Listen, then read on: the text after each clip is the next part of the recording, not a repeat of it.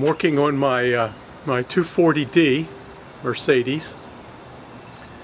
Sometimes you just have to evaluate whether it's worth it or not.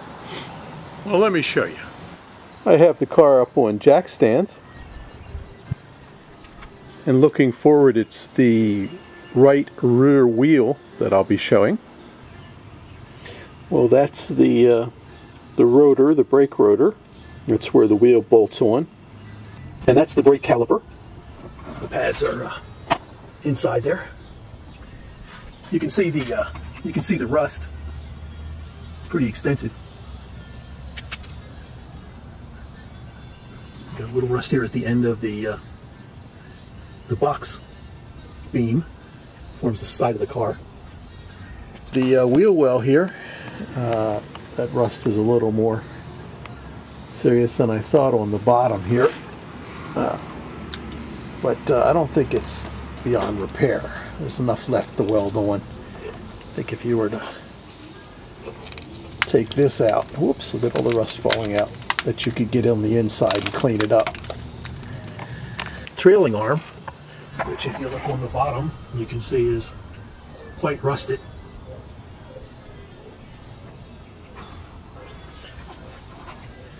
That's the shock absorber inside of the spring. Spring goes against the trailing arm, and the shock absorber attaches normally by a bolt, but you can see they welded it on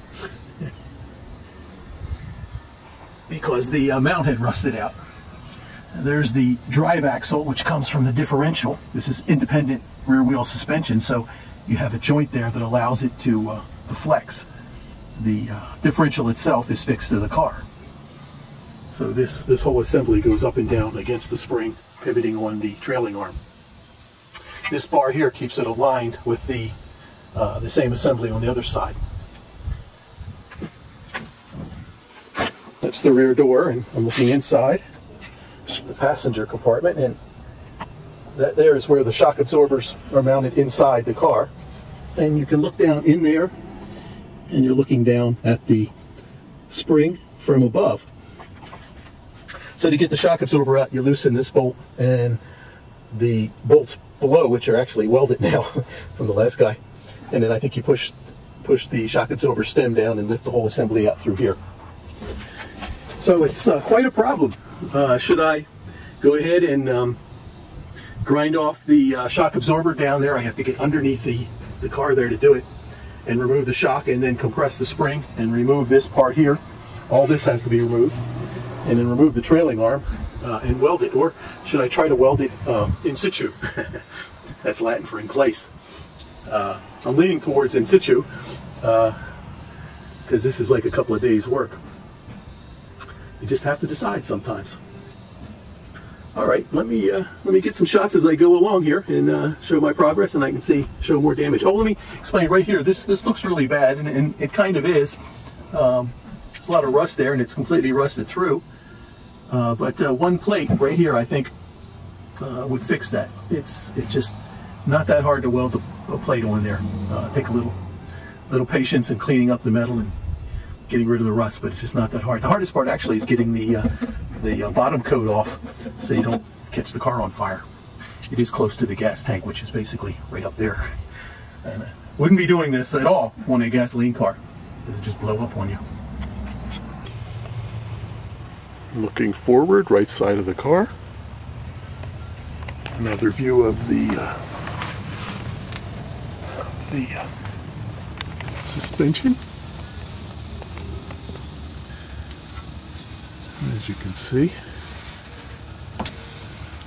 turn that right back there. That's the drive shaft looking through the differential. You can see that angle there wouldn't be possible without a significant technological innovation in that joint there. And here you see the angle the shaft has. Okay, now that's the trailing arm, and there's the, I guess, the hinges on the trailing arm that attach to the body through that element up there, which kind of curves around over the top, and then to the other side. You can see the spring in the background works against the trailing arm. Down in this, there's the bottom view, and you can see the bottom of the shock absorber coming through, and all the rust out. This is the emergency brake, the manual brake that goes into the back of the hub. And there's a view of the brake caliper. The pads inside, which work against the, you see that rotate there. And that's the hydraulic line coming in, and the emergency brake in the background, which works against the drum, which is inside of that. And this is the disc for the brake. That is the, well, there's the, let me position you here, that's the axle going to the wheel, and there's a differential. And right up in there is the bottom of the gas tank, or the diesel tank, the fuel tank. This is the hose that leads up forward. There's a little screen inside there, which I've had to clean on another 123. That gets all gunked up. The opposite side, you can see that's the muffler mount. So the muffler mount's right out there. I have the muffler sitting right over there. I painted it with stove paint. And there's looking along the bottom of the car towards the engine. Put it all in perspective. See if you can see the drive shaft turn. Yeah, there. There's up towards the transmission through the hub, not the hump in the middle of the car. There's the right rear wheel, and this wasn't encouraging up here. That's the it ties the two rear wheels together to make them act right. See how it ties into the assembly here. But poking around, I took that rubber plug out here, and a whole bunch of rust came out. Then further on back, I hit it with a screwdriver and it went completely through. So there's an awful lot of rust along this beam. And this beam runs all the way to the rear, to the bumper. That's the where the rear tire sits in the truck.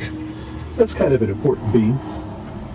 I mean, you can drive without it, but this part here, at least this part here, would have to be repaired.